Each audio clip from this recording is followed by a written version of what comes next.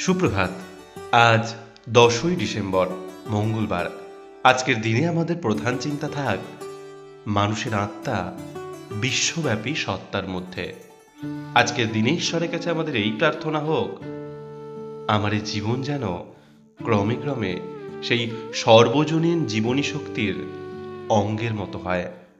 আমার দর্শন শক্তি যেন তুচ্ছ আবরণ মুক্ত হয়। আমার চিন্তাধারা এবং হৃদয়ের ভালোবাসা ও সহানুভূতি যেন আরও প্রসারিত হয়।